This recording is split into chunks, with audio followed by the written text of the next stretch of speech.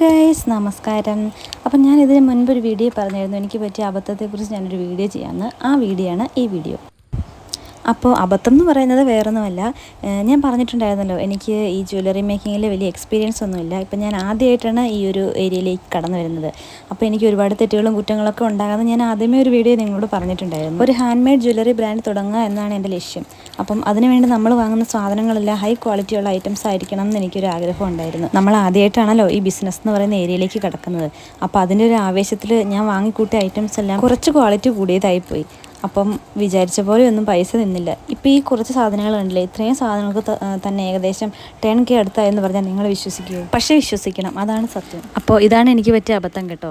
ഇനി തുടങ്ങുന്നതിന് മുന്നേ ബിസിനസ് അടച്ചു പൂട്ടേണ്ടി വരുമോ എന്നൊരു സംശയം എനിക്കുണ്ടായിരുന്നു. പക്ഷേ ഇല്ല ഗൈസ്, ഞാൻ എങ്ങനെയെങ്കിലും ഇത് മുന്നോട്ട് കൊണ്ടുപോകാൻ എൻ്റെ മാക്സിമം ശ്രമിക്കും. നിങ്ങളോടും എനിക്ക് പറയാനുള്ളത് ഇതാണ്.